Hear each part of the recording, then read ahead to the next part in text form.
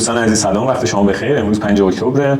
ما پوزیشن قبلی که روی اسست طلا داشتیم رو همچنان باز نگه داشتیم و نبستیم، چون هیچ سیگنالی مبنی بر خروج از معامله یا تغییر روند نمودار طلا دریافت نکردیم و همین توی پوزیشن سل همچنان موندیم. پوزیشن شورتمون ما تقریبا توی این محدوده بود که فکر کنم ورود کرده بودیم یا اینجا بود ورود کرده بودیم.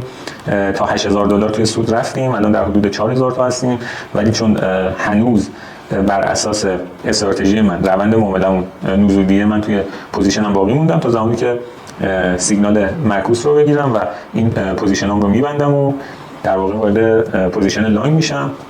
نکته‌ای که هست، الان چند روزه که طلا داره رنج میزنه، ولی باید صبر کنیم ببینیم که آیا این کفی که ایجاد شده رو میشونه به سمت پایین یا اینکه سیگنال بای به ما میده.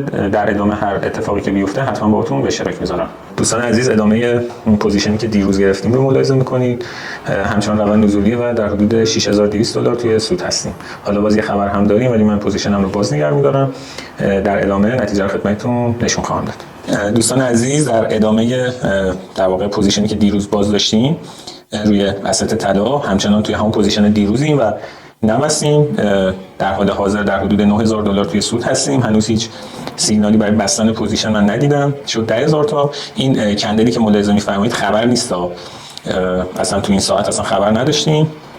شد 11,000 تا 12,000 تا و من همچنان تو این پوزیشن میمونم تا سیگنال در جهت مخالف رو ببینم. ممکنه من قبلا یه پوزیشن داشتم که 12 روز باز موند و بعد از 12 روز بستم. ممکنه که این پوزیشن هم چند روز دیگه طول بکشه، ولی هر نتیجه‌ای داشته باشه حتما با شما به اشتراک میذارم. امیدوارم پرسود باشین.